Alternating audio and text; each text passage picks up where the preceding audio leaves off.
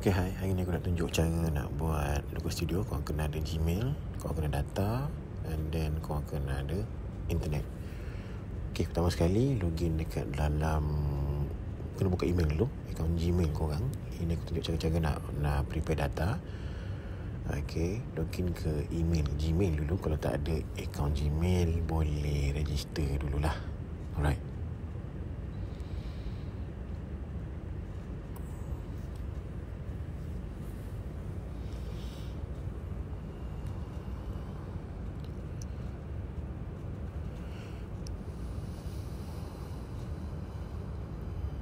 Okey, dah login email Gmail ni, korang pergi dekat dot-dot banyak dekat belah kanan atas tu. Korang klik, korang cari Google Sheet. Klik Google Sheet. Lepas tu korang klik untuk link dokumen lah. Lepas tu korang isi lah data-data yang korang nak apa saja. Tapi korang kena ingat, dia punya tajuk mesti duduk dekat row yang pertama tu. Tak boleh skip row. Kalau tidak, nanti data korang dia tak nak capture. Boleh apa pun. Kalau macam ni aku buat nama, negeri kelahiran, semua segala bagai lah. Okay, isi dulu. Apa saja korang isi, korang boleh isi.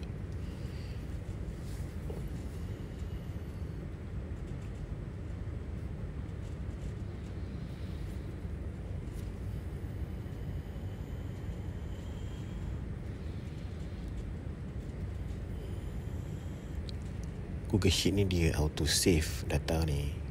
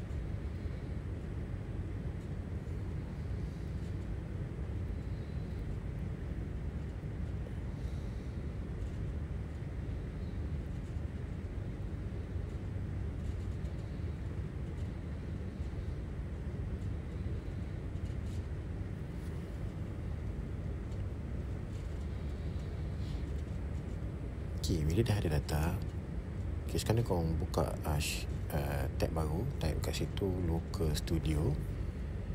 Dia akan buka Local Studio punya link.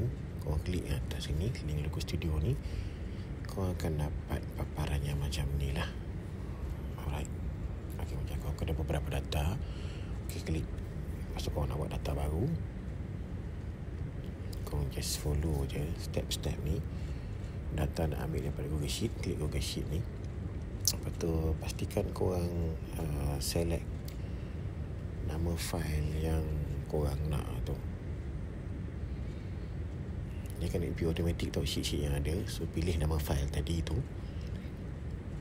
Pastikan sheet dia adalah sheet yang sama. Kalau korang ada banyak sheet, make sure pakai satu sheet sahaja.